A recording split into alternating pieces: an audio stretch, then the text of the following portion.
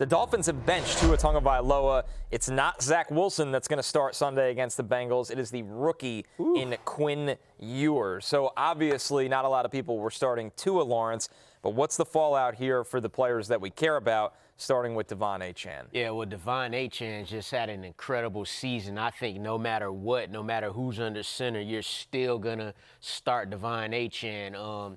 When it comes to the pass catchers, you got Jalen Waddle, who hasn't been great. Even coming into Week 15, he had been wide receiver 22 over the last 4 weeks.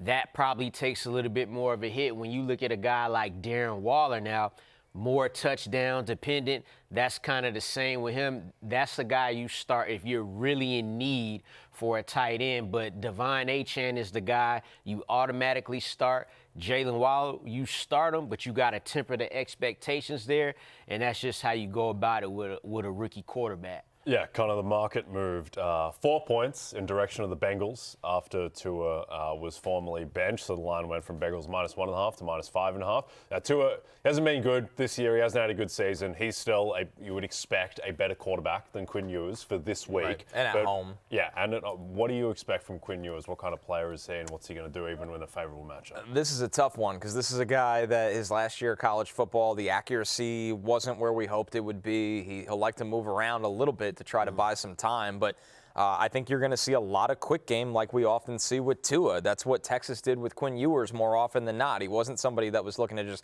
constantly chuck the ball down the field. So I would imagine that you're going to see a lot of swing passes and dump-offs to Achane. I'm very concerned about Waddle. I have no idea how to project Darren Waller because we can call him touchdown dependent, but he's really good in the red zone, and it's a great matchup against the Bengals where you might just have to stream him anyway. So Achane, probably a little bit of the same in the pass game. You worry about the Bengals selling out against the run, even though they're not good against it. I definitely downgrade Waddle because I don't trust Quinn Ewers throwing outside the numbers in this game. Yeah, unless they're going to get Jalen Waddle the ball in that short area.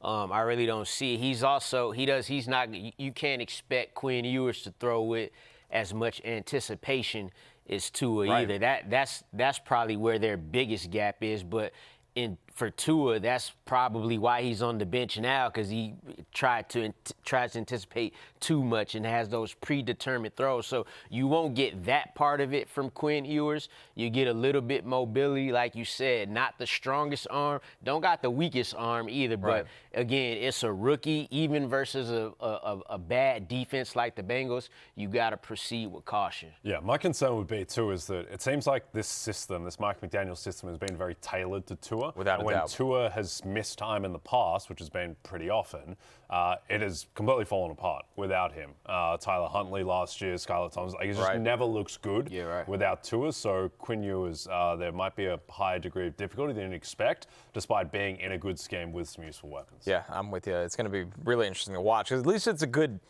landing for Quinn Ewers matchup-wise, to some extent. But if you're starting De'Von Achane in the semis, or you're streaming Darren Waller throughout the playoffs, you're kind of holding on tight right now. But you have to start Achane. You're not going to sit Achane. Yeah, definitely. If anything, hopefully they run the ball a little bit more, which is something they got away from the other night. Yep. Also, NFL-wise, firstly, Tyler Hammond. Waller or Kelsey this week with both backups, 12-team PPR.